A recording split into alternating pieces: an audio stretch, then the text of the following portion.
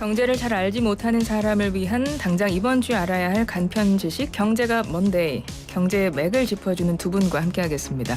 김대종 세종대 경영학부 교수, 송승현 도시화경제 대표 두 분 나오셨습니다. 어서 오세요. 예, 안녕하십니까. 예, 안녕하세요. 우리 송 대표님은 이제 매주 월요일 날 네. 이제 뵙죠. 네, 맞습니다. 예, 반갑습니다. 네. 예. 그리고 우리 김대종 교수님은 제가 전화 인터뷰로 한번 말씀 나눴던 기억은 나는데 스튜디오에선 처음 뵙는 것 같아요. 교수님 더 반갑습니다. 예, 반갑습니다. 네, 어서 오세요. 저희가 이 시간이 경제가 먼데이 코너 네. 이름입니다. 그래서 월요일에 하기 때문에 경제가 먼데이 그리고 경제가 진짜 뭔데 이런 네. 느낌도 있어요. 그래서 항상 이 시간에 나오시는 우리 전문가분께 제가 드리는 공통 질문이 있습니다. 네. 교수님, 경제가 뭡니까? 우리가 이제 시장 경제에서 살고 있으니까 예. 좀 경제적으로 윤택하고 저도 이제 이 코너에서 우리 우리가 청취자분들이 좀 더 잘 살고 이것을 또 받아 좀 잘 들어서 경제에 도움이 돼서 좀 잘 사는 데 기여를 좀 해드리고 싶다. 또 이렇게 말씀드리겠습니다. 경제가 우리가 잘 살기 위한 것. 예, 맞습니다. 네, 경제. 맞습니다. 우리 청취자분들 항상 생생경제 매일매일 청취해 주시면 하루하루 더 잘 살 수 있는 비법을 터득하실 수 있을 거라고 믿으면서 오늘 방송도 시작해 보도록 하겠습니다. 자, 오늘 미중 관련한 뉴스부터 살펴보도록 하겠습니다. 첫 뉴스부터 아주 굵직한 뉴스인 것 같아요. 미국이 G7 국가의 공동 대응을 제안했습니다. 이게 일본 니혼게이자이 신문이 오늘 보도한 내용인데요. 바이든 행정부가 G7 실무급 협의에서 이 같은 공동 대처 방안을 요구했다고 하고요. 오는 5월에 일본 히로시마에서 열리는 G7 정상회의의 주요 의제로 다루자고 요청을 했다는 거예요. G7 국가 미국, 영국, 독일, 프랑스, 이탈리아, 캐나다, 일본 이렇게 됩니다. 자, G7 국가의 공동 대항을 하자는 것. 관세 공동 인상을 하자 이 내용이라고 하는데요. 일단은 이 제안이 나온 배경. 그래서 어떻게 하자는 거지? 교수님 좀 설명 좀 부탁드릴게요. 예, 지금 현재 우리나라는 이제 전체 수출의 한 33%를 중국에 의존합니다. 우리가 중국과 홍콩을 포함해서 33%를 의존하고 있고 수출하는 겁니다. 우리나라 전체 수출에. 네. 일단 우리나라 전체 수출의 한 15%가 미국이에요. 이제 그 다음에 이제 6%가 일본입니다. 그래서 우리는 경제적으로는 아주 중국에 의존을 크게 많이 하고 있습니다. 지금 한국이 경상수지 적자가 지속되고 있는 이유가 석유 가격이 한 70% 올랐는 게 가장 큰 원인이고 두 번째는 중국에서 수출이 좀 많이 감소한 겁니다. 네. 경기가 위축되면서 그런 거죠. 그러니까 이제 지금 우리가 사드 기억이 날 겁니다. 성주에 이제 북한에서 오는 이제 미사일을 막기 위해서 이제 사드를 배치했는데 중국이 이 사드를 배치하게 되면 중국의 안보가 위협이 된다 해서 한국에 불매 운동을 벌였습니다. 그래서 이제 우리나라 이제 신세계와 롯데가 중국에서 다 철수를 해버렸죠. 네, 네. 수조 원을 날리고 이렇게 이제 그 많은 그 인력들이 이제 베트남으로 가거나 또 한국에 철수를 많이 했습니다. 중국이 그러니까 보복을 하는 건 거죠? 한 거죠. 보복 관세도 하고 불매 운동도 벌이고. 그래서 이제 이 요점은 우리가 이제 5월달에 일본에서 7개 국가 GDP 순으로 7개 나라가 제일 높은 나라입니다. 중국을 제외하고 미국과 영국 이런 7개 나라가 모여서 그럼 중국이 이렇게 우리가 공동 대응을 좀 하자. 중국이 이렇게 사드 보복이라 한다든지 지금 현재 우리나라는 전체 수출의 한 20%고 일본도 20%가 중국에 수출합니다. 네. 또 호주는 전체 수출의 30%를 중국에 수출하고 있습니다. 그러니까 중국이 2020년도 코로나를 전후로 해서 호주가 이제 미국이나 일본과 안보 동맹을 맺게 되었을 때 호주에 대한 와인이라든지 석탄 수입을 금지해 버렸어요. 그래서 호주 경제가 굉장히 큰 타격을 받았었지만 또 최근에 위기를 많이 극복했습니다. 그래서 미국의 바이든 대통령은 중국의 인구가 14억이고 미국은 한 3억 2천 정도밖에 됩니다. 네. 국가 GDP로 따졌을 때 미국이 1위입니다. 지금 현재는 22조 달러, 중국이 16조 달러입니다. 그다음에 이제 독일과 일본이 한 4조 5조 정도 되거든요.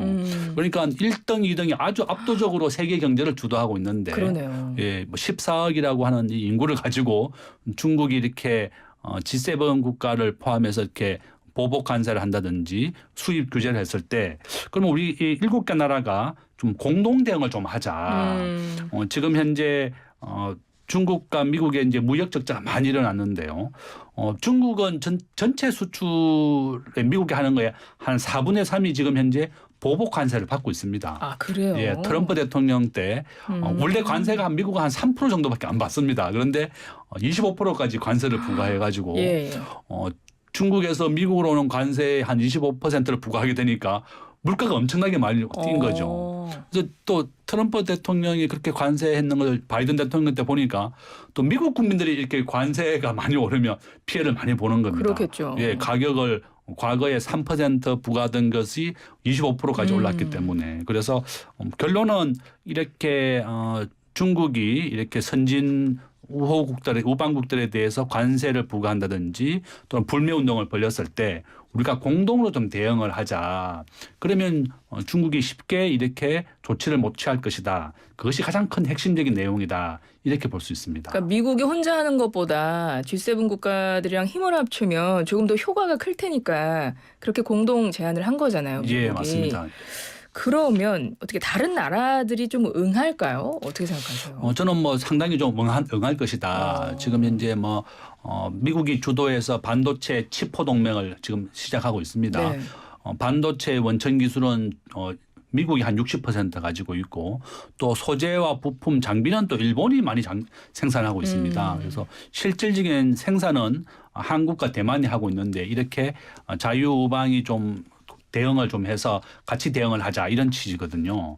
중국의 가장 큰 무기가 14억이라고 하는 인구입니다. 그다음에 또 세계 공장이라고 하는 전 세계에서 가장 또 제품을 많이 생산하고 있죠. 그래서 이와 같이 중국에 대해서 우리가 내버려 두지 말고 우리가 공동 대응하자는 거고 미국이 원하는 것은 또 이런 게 있습니다. 지금 이제 한국이나 대만 같은 경우는 메모리 반도체 전 세계 한국은 80%를 차지하고 있고요. 비메모리 반도체는 대만이 전 세계 80%를 차지하고 있습니다. 네. 그러니까 중국이 이렇게 핵심 기술에 대해서 너무 따라온다든지 이런 거에 대해서 중국과 한국을 좀 떨어뜨리자. 지금 우리 대한민국은 중국의 반도체 투자된 금액이 70조 원 정도 됩니다. 엄청나죠. 예, 그러니까 삼성이 각각 한 하이닉스가 35조씩 투자해놨습니다.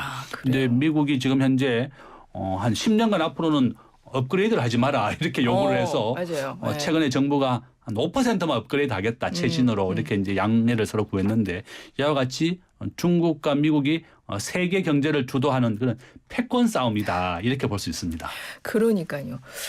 이 패권 싸움 진짜 끝나지 않을 것 같은데요. 그러니까 미국이 G7 국가의 공동 대응을 제안한 것, 공동 관세 좀 인상을 하자 이런 대응한 그 배경이 거기서 나온 거고 결국 미중 패권 경쟁에서 배경이 나온 것이고 다른 나라들도 좀 응할 것으로 전망을 하고 계시고요, 교수님은. 근데 이제 이 와중에 중국도 가만히 있지 않습니다. 지금 뭐 미중 반도체 전쟁은 이미 격화하고 있는 중인데 인플레이션 감축법이나 반도체법 통해서 미국이 뭐 노골적으로 중국에 대해서 강하게 견제를 지금 들어갔잖아요. 근데 이번에는 중국이 미국의 메모리 반도체 기업입니다. 마이크론에 대한 규제에 나섰다는 기사가 또 나왔더라고요. 이게 마이크론의 중국 내 판매 제품에 대한 인터넷 안보 심사를 시작한 거다 이렇게 돼 있던데 이거는 무슨 내용입니다. 이것도 좀 파장이 클까요? 상당히 클 것 같습니다. 그래요? 마이크론 테크놀로지라고 하는 기업은 세계 3위의 반도체 국가입니다. 반도체 기업입니다. 네네. 미국에 있고요. 예. 우리가 삼성전자가 전 세계 메모리 반도체 60%를 차지합니다. 그다음에 한 20%가 하이닉스거든요. 나머지 한 15% 정도는 마이크론이 차지하고 있습니다. 그러니까 마이크로 테크놀로지는 전 세계 3위의 메모리 반도체 기업이고 이제 지금 중국에 수출하는 금액이 한 4조 원 정도 됩니다. 본인 전체 수출의 한 11% 정도를 중국이 차지하고 있다. 그런데 이제 중국의 입장에서는 미국이 이렇게 반도체 치포 동맹을 맺어서 중국이 경제적으로나 이렇게 따라오는 것에 대해서 아주 견제를 강하게 하고 있는 거죠. 네. 그러니까 중국에서는 굉장히 화가 나는 겁니다. 그렇겠죠. 우리가 좀 같이 좀 잘 살아야 되는데 자기들은 잘 살면서 중국에 대해서는 최신 반도체도 주지 마라 그러고 또한 최신 무기를 만든다든지 최신 산업의 강국이 되는 데 아주 큰 지장이 된다는 겁니다. 마이크론 테크놀로지는 전체 수출의 한 11% 정도만 중국에 수출하지만 퀄컴이라고 하는 이 기업은 64%를 중국에 수출합니다. 예. 우리가 이제 퀄컴이 세계에서 이제 삼성도 과거에 퀄컴에 우리가 분쟁이 붙었던 기억이 날 텐데요. 네네. 그 스마트폰에 대한 퀄컴의 특허 때문에 이제 소송이 붙었었는데 지금 그 마이크로 테크놀로지는 뭐 전체 수출의 11%지만 퀄컴은 64%를 중국에 수출하고 있고 미국의 브로드컴이라든지 인텔은 35% 27%를 중국에 수출합니다.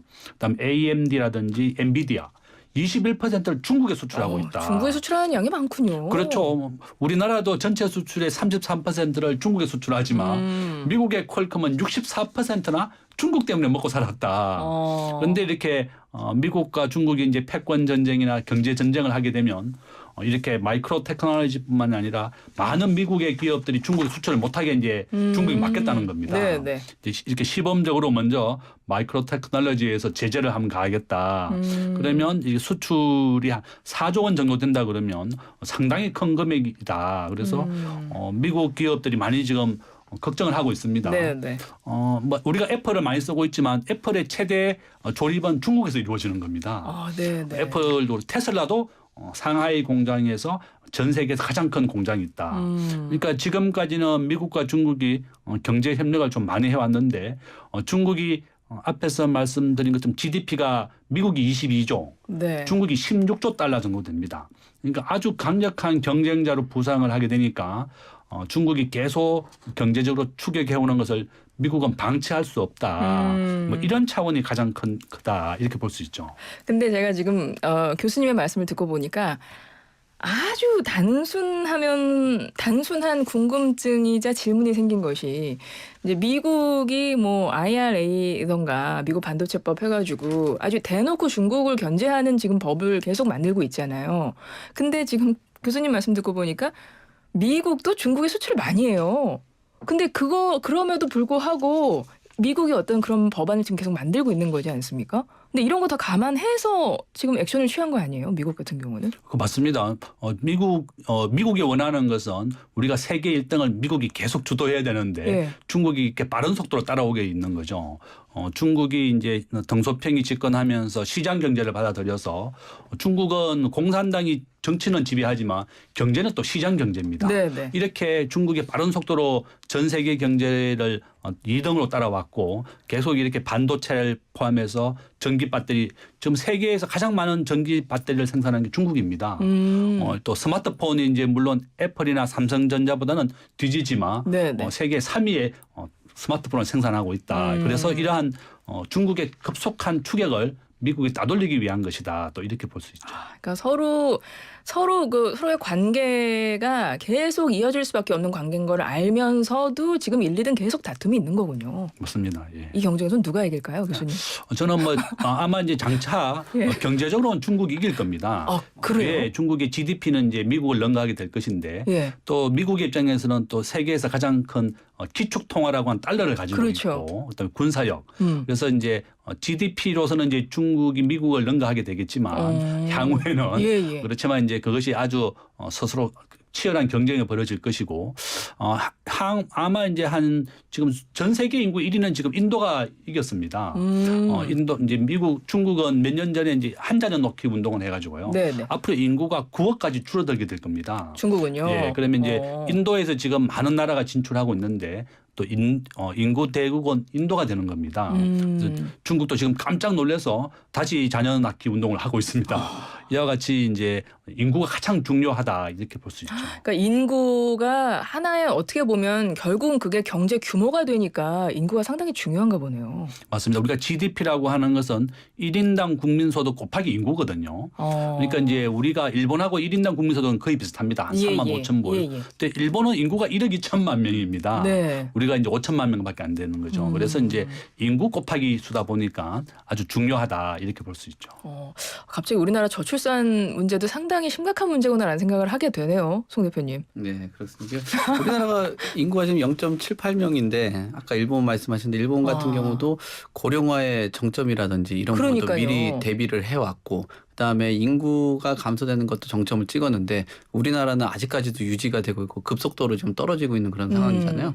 그래서 지금 최근에 몇몇 보고서들 보니까 우리나라가 장기적으로 이렇게 인구가 감소가 되고 출산율이 저하가 된다라면 뭐 향후에는 그 뭐 인도네시아라든지 그다음에 뭐 2075년 정도 되면 나이지리아보다도 GDP가 떨어지더라고요. 그만큼 인구하고 경제하고의 그 중요성하고 특히나 뭐 부동산 가격 뭐 이런 네, 것들도 네. 굉장히 중요하고 그래서 뭐 그 국가별로 다르겠지만 뭐 이렇게 중장기적으로 계속 이어진다면 이민 정책이라든지 이런 것들도 신중하게 뭐 접근을 해야 되는 그런 시기이기 때문에 이거 중국도 지금 한 명만 낳기 위해서 지금 다시 또 선회를 했다라고 하면 우리나라도 예전에 자식 맞아, 하나만 한년 맞아요, 낳고 잘 맞아요, 살아보자 맞아요. 해서 그 이후로는 그 어떤 캠페인이 좀 없어졌잖아요. 맞아요. 그 최근 들어서는 그래서 뭐 이렇게 자녀들을 낳으면은 뭐 기본적인 뭐 수당이라든지 주택을 조금 더 구매하는 그런 입장들 또 주택 마련하는데 그 예전에는 자녀도 3명 정도 낳는 거를 기준점으로 해가지고 주택들도 줬었는데 지금은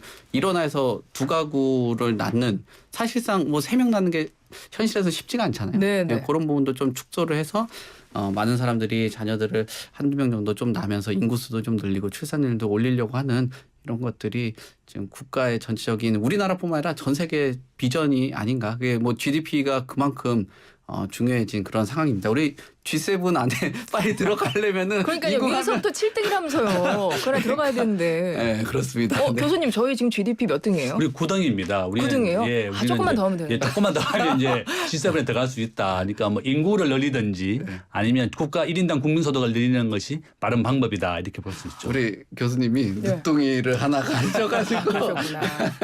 네, 아주 어린 아이가 잘 크고 있습니다 지금. 사생활까지 제가. 네네네. 송 대표님. 네.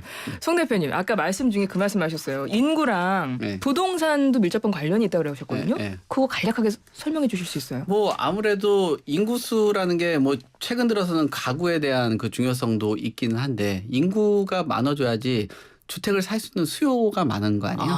계속적으로 이 주택 시장이나 부동산 시장 같은 경우도 생태계 역할을 하는 건데 자녀를 계속 낳아주고 그거에 맞게 주택 공급도 일어나는데 뭐 사실상 아이가 태어나지 않으면은 주택의 그 공급 물량들이 할 수 그렇죠. 있다라는 게 뭐 좀 한계가 있겠죠. 그리고 그렇겠네요. 뭐 1, 2인 가구가 증가를 해서 주택의 공급도 뭐 당분간은 해소할 수 있다라고 하는데 그 가구 수가 는다고 해도 가구당 지금 1인당 소득 자체가 한 2,800만 원 정도밖에 안 되거든요. 그러면은 주택 공급은 일어나겠지만 그거에 걸맞는 주택의 가격 상품들이 나와줘야 되는데 그러면 뭐 굉장히 양질이라든지 고급화되는 브랜드가 좀 나오거나 어떤 그 주택들의 유형이 나오기가 힘들겠죠. 그러면은 뭐 주택을 사는 사람들의 기본적으로 생활의 인프라라든지 주거가 주는 일정한 그 뭐랄까요 뭐 삶의 가치라든지 이런 것들이 향상이 돼줘야 되는데 소득은 늘지 않고 가구는 계속 분화가 되고 그 가구 하나하나의 소득이 증가하지 않고 뭐 주택의 총 수요들이 줄어가고 있는 그 과정이라면은 어떤 뭐 건설 경기나 이런 부분들이 조금 악화가 되겠죠. 그래서 지방권에 있는 곳들이 수요 예측을 실패하고 공급한 곳들이 미분양이 되고 분양이 안 된다라는 게 그거예요. 인구수를 대비하고 수요수 대비 못하고 집만 계속 지어대니까. 그러니까 이런 인구수도 주택하고도 뭐 다양한 연구를 보면 가구도 중요하지만 인구수도 상당히 상관관계가 강하다라고 정의를 하고 있습니다. 상당히 중요하네요. 두 네. 분의 말씀을 듣고 보니까 인구가 상당히 중요하고 그 미중 패권 경쟁 속에서 우리가 GDP를 늘리기 위해서는 빨리 저출산 문제가 사랑을 많이 해야 되는. 해결이 돼야 될 것 네. 같아요. 네. 여러 가지가. 예, 그렇습니다. 알겠습니다. 미중 관련한 국제 뉴스 중에서 국제 광고 한번 두 가지는 짚어봤습니다. 그러면서 GDP 이야기 또 부동산과 인구의 그 관계에 대해서 좀 간략하게 짚어봤고요. 이번에는 국내 경제 뉴스 하나를 좀 보도록 할게요. 이거 하나 짧게 보면 이제 1부를 좀 마무리해야 될 것 같은데 시중은행의 예금금리가 모두 3%대로 내려앉았다는 소식이 있어요. 이게 지난해 말에는 은행권 예금금리가 평균 5%가 넘었었잖아요. 그럼 이렇게 되면 당장 소비자들 불만이 많아질 수밖에 없겠는데요, 교수님. 예, 그렇습니다. 이제 우리나라의 지금 현재 기준금리가 3.5%입니다. 네. 미국은 5.0%입니다. 그러니까 중앙은행이 시중은행에 빌려주는 게 기준금리입니다. 그러니까 이제 우리 국민들이 은행에서 대출 받으려면 기준금리 3.5%에다가 한 1, 2 정도를 더해가지고 우리가 대출을 받거든요. 네. 평균 한 6 정도 돼야지 대출을 받습니다. 그러니까 평균적으로 우리가 기준금리는 예금금리가 한 이 정도 된다고 이렇게 보면 되겠죠. 그러니까 은행이 예대 마진, 예금과 대출의 그 차익으로 먹고 삽니다. 우리나라는 은행의 90%가 이자 수익이거든요. 네, 네. 그러니까 이제 이 예금 금리를 정부가 이제 대출 금리가 너무 높다. 너들 집 담보 대출 금리 8%만 받으면 우리 서민들 어떻게 하느냐. 그래서 좀 내렸습니다. 일반 시중은행들이. 그렇죠. 그러니까 그 예대 마진을 좀 줄이기 위해서는 예금 금리를 좀 낮춰야 되는 겁니다. 대출 금리가 이제 8% 넘어가게 되니까 정부가 경고를 하게 되니까 한 7까지 6까지 내려왔습니다. 그러니까 예대 마진, 예금 금리도 똑같이 내려야 본인들의 그 마진을 한 2% 정도. 은행 입장에서. 맞습니다. 네. 우리가 5대 시중은행의 평균 마진이 1.5% 정도 됩니다. 예. 그러니까 빌려줄 때는 6이라 그러면 예금 금리는 뭐 한 4.5 정도 돼야지 네네. 자기들이 이제 먹고 산다. 그래서 이렇게 예금 금리를 정부의 요청이라든지 여러 가지 이유로 대출 금리를 낮추게 되면서 예금 금리도 기준 금리 수준으로 내려왔다. 이렇게 볼 수 있습니다. 이게 대출 금리도 내려간 거라서 한편으로 보면 대출 금리 떨어졌으니까 괜찮네 싶다가도 또 한편에서는 예금 금리도 같이 떨어졌기 때문에 이게 소비자 입장에서는 그래서 제가 이제 불만이 있을 것 같습니다라고 여쭤봤는데 어떻게 당분간 이 흐름은 좀 이어질까요? 아마 이제 미국이 기준금리를 올 연말까지 5.5%까지 올릴 예정입니다. 예. 미국의 지금 소비자 물가가 한 6% 나왔거든요, 아직. 인플레이션율이라고 부르는데 미국은 연말까지 2%가 목표입니다. 네, 물가 상승률. 예, 그러니까 앞으로 이제 미국이 기준금리를 앞으로 한 2번 정도 더 올릴 것이다. 그러면 한국은행에서도 기준금리를 앞으로 똑같이 미국이 올리면 우리나라도 올리지 않을 수가 없습니다. 4월에 좀 올라가겠죠. 아마 이제 저는 동결 내지 0.25다 이렇게 보고 있는데 예. 이제 과도한 속도는 이제 많이 줄어들 거예요. 2024년부터는 이제 미국이 기준금리를 내릴 예정입니다. 네. 그러니까 당분간은 이렇게 미국과 한국의 기준금리를 2%가 될 때까지 올릴 예정이기 때문에 뭐 그렇게 또 걱정 안 해도 된다. 또 이렇게 말씀드립니다. 그렇군요. 자, YTN 라디오 생생경제 함께하고 계십니다. 오늘 월요일이고요. 송승현 도시화경제 대표님, 김대종 세종대 경영학부 교수님 두 분 모시고 경제가 먼데이 진행하고 있습니다. 2부는 이 얘기부터 시작을 해보겠습니다. 소액 생계비 대출 이 얘기 저희가 생생경제에서 여러 번 말씀드렸었어요. 화요일에 하는 여의도 돈버맨 권혁중 경제평론가님이 한 2번 정도 안내를 해주셨었고 그때 저희가 무슨 얘기를 했었냐면 이게 최대 연 15.9% 고금리 상품이었기 때문에 이게 소액 대출, 그러니까 생계비 대출인데 너무 비싼 거 아니냐, 너무 고금리다, 막 그러면서 소개를 했던 기억이 나는데 최대 100만 원까지 대출을 받을 수 있거든요. 근데 고금리임에도 소액 대출임에도 신청 건수가 매우 많았다고 합니다. 교수님 이거 어떻게 해석을 해야 될까요? 예, 진짜 뭐 정말 우리 서민들이 굉장히 어렵다 이런 것을 가장 반영할 수 있다고 그러고요. 우리가 이제 법정금리라고 하는 게 법으로 받을 수 있는 최고 금리가 지금 20%입니다. 네. 이제 과거에는 한 60%까지 된 적이 있었습니다. 우리나라에. 그래요? 근데 한 작년 한 2년 전에 이제 25%에서 20%로 내렸죠. 그러니까 이제 서민들이 제도권 내에 대출을 받으려면 20% 내에서 받아야 되는데 일반 시중은행들이라든지 제2금융권에서도 20%를 못 빌려주는 겁니다. 더 비싸게 빌려준다는 거죠? 사채 시장으로 가게 되는 겁니다. 사채 시장은 연 100%에서 연 5,000%입니다. 자기 원금의 50배 정도를 이자로 받는 거죠. 예. 그러니까 저는 이제 이렇게 서민들이 경제가 그렇게 어렵다는 것이고 두 번째는 금액도 좀 올려라. 한 200만 원까지 좀 올리고 또 이자도 좀 낮춰줄 수 있다 그러면 한 10%로 낮춰주는 게 좋고 사채 시장에 가는 것보다 낫다. 네, 사채시장은 너무 고금리고 그래서 이제 법정 최고금리도 최근에 좀 올리자. 우리가 기준금리가 작년에 우리 대한민국 1.5%에서 지금 3.5까지 올랐습니다. 그러면 기준금리가 올랐는 만큼이라도 법정금리를 좀 올려서라도 서민들을 제도권 내 대출을 좀 받게 해줘야 되는 것이고 또 우리가 이제 15.9%를 이제 처음에 50만 원만 빌려줍니다. 나라에서. 예. 그다음에 잘 상환을 하게 되면 이제 9%를 낮춰주는데 금액이 좀 작습니다. 네. 그러니까 4인 가족 기준으로 우리나라에서 평균 소득이 540만 원 정도 됩니다.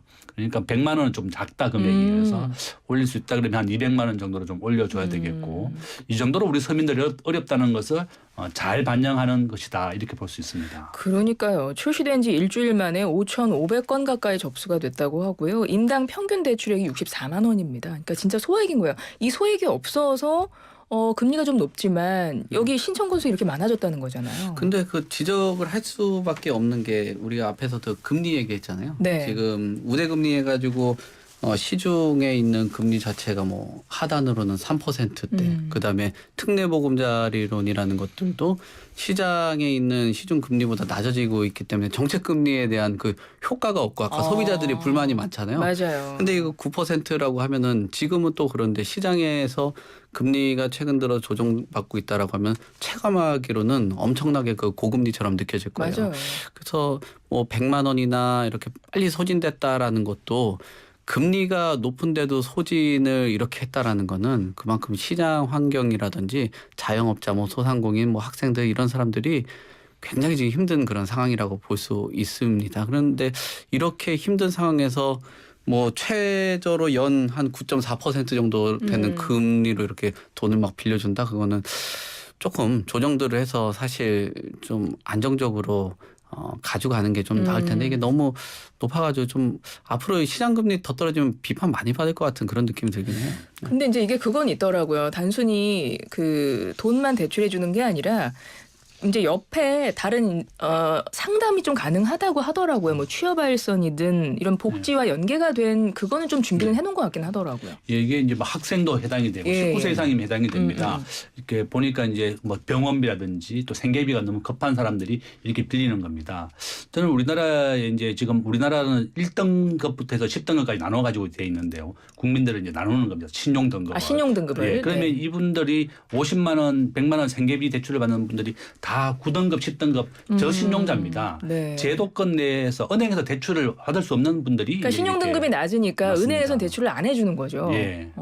그러니까 이제 이분들이 사채 시장보다 낫다. 그렇죠. 예, 그래서 네. 이제 정부가 좀 더 확대할 필요가 있다 이렇게 말씀드립니다. 근데 이게 그 금액이 아까 100만 원, 뭐 50만, 60 얼마 정도 이야기를 했잖아요. 근데 최근에 3월에 소비자 물가 동향들을 보면은 결국 물가 상승률 뭐 한 4%, 그다음에 기존에 있었던 5%, 6% 하면은 이렇게 돈을 빌려도 쓸 수 있는 돈이라든지 물가가 높아가지고 물가 너무 높아서. 그러니까 그거 빌려도 금리도 아까 말씀하신 것처럼 사채보다 낮긴 한데 빌려준 돈이 이렇다 보니까 쓸 수 있는 돈이나 여력들이 없다라는 게 또 문제라서 참 그 얼마 정도 좀 이렇게 고간에 돈이 있는지 참 궁금한 그런 상황이라서 요즘에 뭐 세금에 대한 이슈 같은 거 이런 것도 많잖아요. 그래서 점점 이렇게 경기가 어려울 때 적정한 수준의 그 세금이 좀 필요한 뭐 그런 상황이에요. 그러니까요. 이게 세수 이야기를 그렇지 않아도 하려고 그랬는데, 그러니까 이런 좀 나라 살림하면서 이제 복지도 충분히 좀 나라에서 복지 정책을 피하기 위해선 세수가 좀 충분히 거쳐야 되잖아요.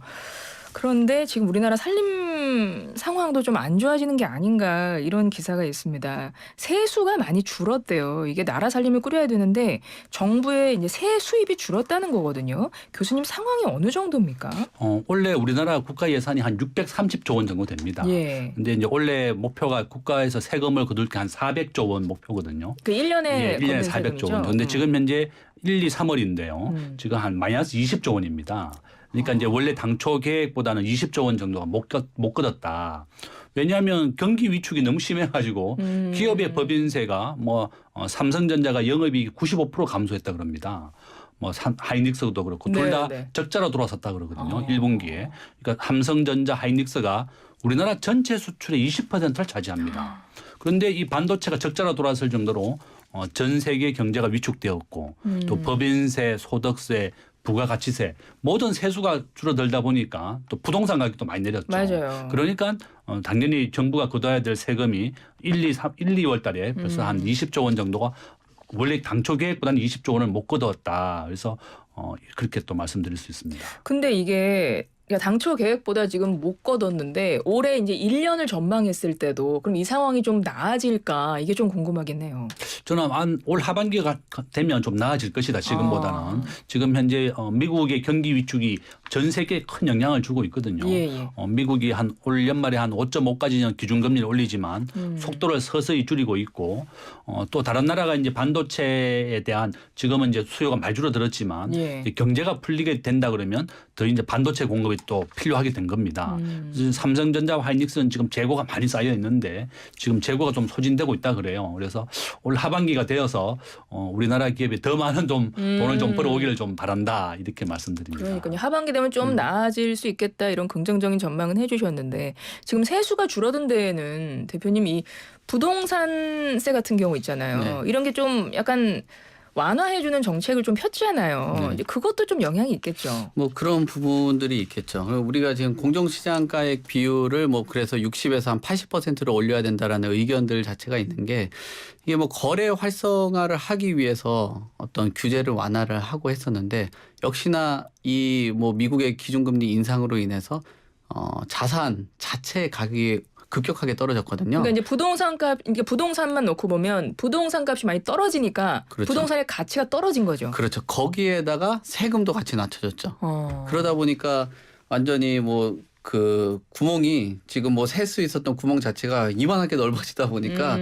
돈이 그냥 줄줄줄 새는 거라고 보여지죠. 그래서 세수가 최근 들어서 가장 많이 좀 이렇게 뭐랄까 줄어들었다라는 주요 원인 중에 하나가 그 자산세, 그 재산에 대한 세가 감소가 됐다라는 게 가장 커요. 그러니까 1월 달하고 2월 달 세수가 가장 큰 게 그 자산에 대한 세수가 감소인데 여기서도 부동산하고 주식까지도 침체가 되면서 네. 양도세, 그다음에 증권거래세도 한 5조 원 넘게 줄어들었고요. 1월부터 2월 달 안에 뭐 집을 사고 팔고 거래를 해야지 돈이 될 거 아닙니까? 그렇죠. 뭐 양도세도 그렇고. 그렇죠. 집을 뭐 거래를 해야지 양도를 하면서 그 안에서 네. 뭐 국세거든요. 양도세는. 그거 거치는 돈도 있을 텐데 주택에 대한 거래량 자체가 뭐 같은 기간 지난해 대비했을 때는 뭐 한 절반 정도 수준밖에 안 되는 그런 상황이고요. 예. 그다음에 뭐 매매량 같은 경우도 계속적으로 하락하고 있어서 뭐 교수님께서도 긍정적으로 기업 쪽 얘기했지만 이 부동산하고 주식 안에서 자산에 대한 가치가 떨어지게 된다라면은 뭐 세수가 회복되기는 좀 어렵지 않을까라는 생각을 할 수밖에 없고요. 제가 궁금해가지고 네. 그 국세청 관련돼서 앞에 딱 들어가 봤는데 처음에 배너 같은 게 떴는지 아무튼 뭐 클릭을 해가지고 봤더니 이게 우리 국세행정의 8대 중점으로 추진 과제가 8개가 있더라고요. 예. 그 8개 중에서 가장 중요한 거 제가 개인적으로 봤을 때 지금의 문제하고 중요한 거 8개 중에 3개를 보면은 세임 예산에서 안정적인 조달로 국가재정의 뒷받침 이게 있는데 지금 안정적이지 못한 그게 있죠.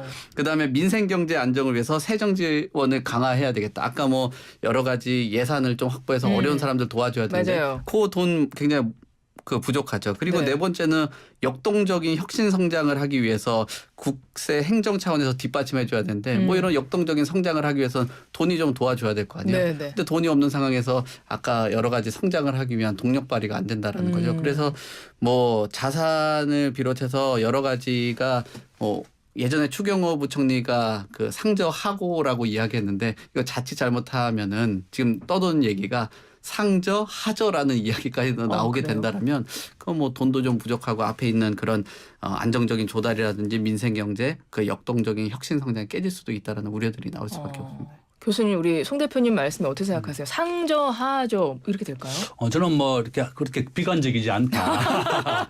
우리가 이제 대표님 너무 비관적이셨던 것 같은데. 원래 이제 항상 경제의 한 70%는 긍정적인 사람이 이겼거든요. 비관적이 한 30%, 네. 긍정이 70%인데 네. 미국의 기준금리가 최고 높았을 때는 21%입니다. 그래요? 1980년도에 미국의 기준금리 21%고 예. 일반 대출금리 30%까지 있었죠. 그러다가 이제 은행 대출금리가 계속 우하향했거든요. 그래서 저는 이제 이렇게 일시적으로 미국의 기준금리가 5% 넘어가지 장기적으로는 미국의 기준금리 자체가 2, 3%로 낮아지게 되어 있습니다. 예. 그래서 뭐 너무 걱정하지 마라. 뭐 금년 한 해만 잘 버티면 된다. 또 이렇게 말씀을 드립니다. 네. 송 대표님 너무 걱정하지 마세요. 아니 근데 지금 그 정부에서도 그래서 네. 이런 걱정이 있는 것 같아요. 그래서 지금 뭐 저 그 정부에서도 지금 얘기하고 있는 게 현재 공정시장가액 비율 저번에 얘기했는데 이거 60에서 한 80%로 올리자는 방안이 나오고 있고요. 네네. 그다음에 유류세 힘들었잖아요. 이거 인하 네네. 조치들이 있었었는데 이 완화폭 일부 축소를 하기로 했거든요. 정부가 그러니까 휘발유하고 경유 유류세 각각 25% 37% 깎아주고 있었는데 이것 때문에 작년 한 해에만 한 5조 5천억 정도 세수가 감소를 했는데 맞아요. 이런 예, 부분들을 좀 조정을 하면서 공정시장가의 비율이라든지 뭐 유류세 같은 경우를 좀 보완을 하면서 돈을 좀 거두려고 하지 않을까. 그러니까 뭐 그 교수님께서도 말씀하신 긍정적인 사람의 70% 안에 들어가야 되는데 이런 것들도 네. 정부도 좀 우려를 하는 그런 알겠습니다. 방안 아닌가 생각합니다. 그리고 이제 앞서 이제 부동산 전문가시니까 그 자산의 가치가 떨어지면서 부동산 값이 떨어지면서 사실은 거쳐야 될 세금도 못 거친 측면도 있어요. 사실 네. 뭐 나라에서 좀 뭐 세금 같은 경우들 좀 이제 완화해주고 이런 측면도 있지만 부동산 경기가 워낙 안 좋으니까 그래서 세금이 덜 거친 것도 있잖아요. 네. 그럼 하반기 부동산 경기는 어떻게 보세요? 부동산 경기는 최근 들어서 여러 가지 뭐 시장에 있는 일단 금융적인 부분에서는 예전보다는 불확실성이라든지 금리에 대한 불안, 그다음에 리스크는 조금 해지가 된 상황이에요. 그러니까 시장에 있는 금리도 조금 그 낮아졌고요. 네. 그다음에 주택에 대한 가격 자체가 작년에 실거래가 대비했을 때 22% 정도 하락했거든요. 네. 그 소위 지역별로는 바닥을 찍었다라는 지역들도 있고 일정 부분 반등하는 지역들도 나오고 있습니다. 그러면은 이 그 거래량이라든지 이런 부분들이 좀 증가를 할 수 있는 상황이에요. 그럼 대출을 좀 활용을 할 수 있고 또 주택 가격이 좀 조정이 됐고 그다음에 세제적인 부분들도 다주택자나 이런 부분들도 시장에 진입을 할 수 있는 환경을 만들어줬거든요. 그러면 거래가 늘어날 수 있다라는 거예요. 네네네. 그럼 거래가 늘어나면 아까 사고 팔고 하는 상황에서 양도세라는 게 네네. 있잖아요. 이 양도세가 국세이기 때문에 이 부분들을 그 거래를 통해서 좀 수익을 창출을 할 수 있다라고 보여지고요. 정부 안에서는. 근데 보유에 대한 세금들이 너무 좀 급격하게 본인들이 생각했던 시뮬레이션보다도 좀 그 과격하게 하락을 하다 보니까 요 부분들에 대해서 거래에 대해서 수익은 좀 확보를 할 텐데 조금 뭐랄까요? 뭐 보유에 대한 세금들 요 부분들은 좀 공정시장가액 비율을 좀 조정을 하면서 당분간은 좀 올리지 않을까. 그러면서 뭐 시장에 연착륙이 있다라고 하면은 뭐 부동산 시장의 하반기에는 지금 작년 7월부터 올 초까지 있었던 그런 급격한 하락장은 올 하반기에는 좀 기대하기가 어렵고 올 하반기가 좀 지나고 나면 내년부터는 지역별로는 뭐 상당 부분 회복세가 나타나지 않을까 뭐 이렇게 보여집니다. 그러면은 서울 아파트값 하락폭이 7주 연속 축소됐다는 기사가 있던데요. 또 강동구 같은 경우는 뭐 급매물 소진이 마무리되면서 지난해 5월 이후 처음으로 또 오름세를 나타냈다고도 하고 이런 기사가 지금의 어떤 긍정적인 전망의 하나의 좀 시그널로 볼 수 있을까요? 아니면 일시적인 현상이라고 봐야 될까요, 교수님? 저는 뭐 긍정적으로 봅니다. 우리가 이제 제가 지난 한 40년간 우리나라 주택 가격을 한 분석을 해봤더니 90% 확률로 올랐더라고요. 아, 그래요? 예, 우리나라의 지금 현재 1인 단독 세대주가 전체 가구의 한 33% 정도 됩니다. 지금 앞으로 단독 세대주가요. 앞으로 10년 정도 40%까지 증가할 겁니다. 그러니까 서울이나 수도권 내에는 계속 인구가 증가하고 단독 세대주가 40%까지 증가하고 또 우리가 과거와 다르게 한 90세 이상까지 다 이제 좀 장수를 하고 있거든요. 네네. 그럼 주택은 계속 필요하다. 그래서 저는 이제 우리가 2008년도에 집값이 한 4년 정도 내렸습니다. 장기적으로. 최근에 22년, 23년도 한 2년 정도 내리고 있는데 저는 이 장기적으로는 집값이 상향한다. 정부의 입장에서는 집이 내리면 더 큰 문제가 되는 겁니다. 예. 집이 올라도 더 문제지만 집이 내리게 되면 우리가 금융기관들이 최고 집값의 90%까지 대출해 줬습니다. 예. 생애 최초 주택자들. 그러니까 집이 과도하게 내리는 것을 정부는 계속 방지하기 위해서 부동산 규제를 계속 풀고 있습니다. 네. 그래서 뭐 전매 제한이라든지 이런 거 다 풀고 있다. 그래서 저는 우리가 이제 주택 가격하고 은행 이자는 상관관계가 마이너스 0.8입니다. 완전히 반대의 관계가 있다. 그래서 이제 집값의 은행 이자를 올 연말까지만 좀 올리지만 내년부터 내리기 때문에 부동산이 이렇게 다시 이제 반등하고 있다 이렇게 볼 수 있습니다. 그리고 그러고 보면 이런 기사도 있어서 그럼 이것도 같은 맥락에서 봐야 되는 걸까 싶은 것이 20, 30대가 아파트 매입하는 비중이 25개월 만에 최대치를 기록을 했대요. 그러니까 네. 뭐 확실히 대출 금리가 낮아진 측면도 있을 것이고 아까 뭐 이제 잠깐 말씀 중에 생애 최초 주택 구입자에 한해서 주택담보대출 비율도 한 80%까지 허용해줬고 뭐 이런 영향으로 이런 결과가 나온 걸 텐데 이것도 앞으로 향후 좀 전반적인 주택 시장의 어떤 좀 흐름이 될 거라고 보세요? 뭐 그렇게 볼 수 있겠죠. 예전에는 그 주택 가격 자체가 좀 쳐다보기 힘든 수준의 가격이었거든요. 너무 비싸서. 예, 20대, 30대가. 맞아요. 근데 지금은 가격이 조정을 받다 보니까 어떤 수요자들의 그 눈높이에 조금 더 가까워진 거죠. 예전에 보이지 않는 그런 가격이 조금 미시적이더라도 조금씩 보이기 시작하고 또 일정하게 소득을 갖춘 사람들 거기에다가 대출에 대한 그 금리라든지 또는 대출을 좀 해줄 수 있는 특히나 뭐 1주택 실수요자 같은 경우는 여러 가지 우대를 받는 그런 네, 조건들이 네. 있거든요. 그러니까 집을 살 수 있는 게 보여지는데요. 역시나 뭐 고가주택은 좀 힘든 그런 상황이긴 하고요. 거래된 비중의 한 2030의 비중 자체가 54.7% 정도가 강서구의 주택들을 매입을 했더라고요. 아, 그래요? 그게 서울에서 25개구 중에서 가장 높은 건데 이 지역을 보면은 9억 이하의 아파트가 많다라는 거거든요. 아. 그러니까 아무래도 2030 세대들이 매입을 하고 그 배경에는 그래도 조금 저렴한 가격, 특히나 이 저렴한 가격 안에서도 뭐 전세를 끼고 활용을 한다든지 그러면은 그거보다 좀 돈이 덜 들어가는 거잖아요. 그리고 이거 그러면 9억 원 이하 주택이라는 거는 특례보금자리론하고도 연결되는 거 아니에요? 그렇죠. 예, 정확한 지적이신데요. 특례보금자리론이 그래도 2030 세대들이 내주장만을 할 수 있는 뭐 충분한 역할을 했었다. 다만 좀 걱정이 되는 거는 2030 세대들이 이렇게 매입을 하고 저렴한 주택 혜택되는 것들을 사고 있는데 특례보금자리론이 이제 거의 소진이 다 되어가고 그래요? 있는 그런 상황이다 보니까 하반기 때 어떤 뭐 금리나 이런 우대를 받을 수 있는 그 대출 상품이 안 나온다라면 이런 2030의 매수세도 일정 기간에서는 조금 끊길 수도 있겠다라는 생각이 듭니다. 그렇군요. 뭐 어찌됐건 지금 이제 하반기 뭐 주택 시장도 그렇고요. 우리 경기도 그렇고 조금 좀 긍정적으로 해도 좀 전망을 해보자. 네. 우리 이제 긍정적인 교수님과 좀 덜 긍정적이지만 그래도 긍정적인 우리 송 네. 대표님과 함께 오늘 이야기는 그래도 전체적으로는 좀 희망을 가지면서 마무리할 수 있겠다는 생각이 듭니다. 오늘 두 분과 함께했습니다. 경제가 먼데이 송승현 도시화경제 대표님, 김대종 세종대 경영학부 교수님 두 분 말씀 오늘 잘 들었습니다. 고맙습니다. 네, 감사합니다.